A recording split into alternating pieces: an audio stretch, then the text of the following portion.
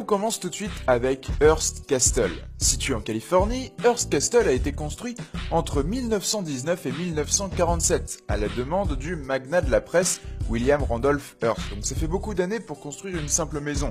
Mais vous allez voir que ce château compte 56 chambres, 3 piscines, une salle de cinéma, une boîte de nuit, plusieurs cours de tennis, un terrain d'aviation, ainsi que le plus grand zoo privé du monde. Voilà, donc ce n'est pas une ville, non, c'est bien une maison qui a coûté 190 millions de dollars.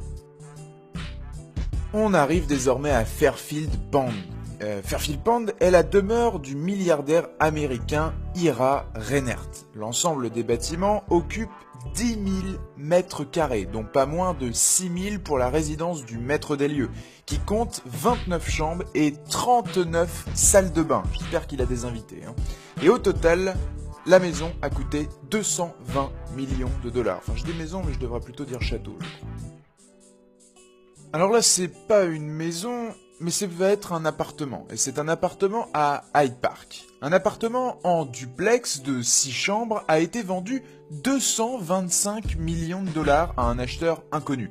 Ce qui en fait la demeure la plus chère d'Angleterre. Parmi les signes distinctifs de cet appartement, on peut citer les vitres blindées, une pièce de sûreté et une vue panoramique. Voilà, ça a l'air d'être un blocos à Hyde Park.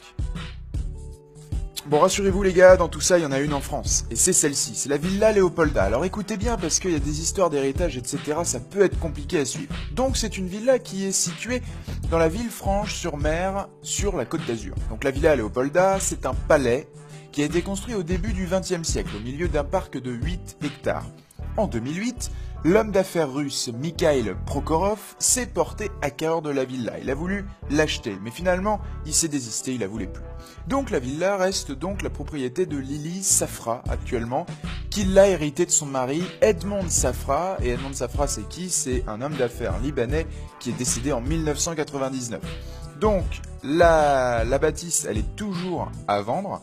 Elle coûte 370 millions d'euros, donc si parmi vous il y a des intéressés, eh bien n'hésitez pas. Bon, vous me direz dans les commentaires, pour ceux qui savent vraiment, comment ça se prononce, mais j'ai pas forcément trouvé sur internet. Mais on termine avec Antilla ou Antilla. On va dire Antilla. Antilla est le nom de la propriété du milliardaire Hindu Mukesh Ambani, construite à Mumbai.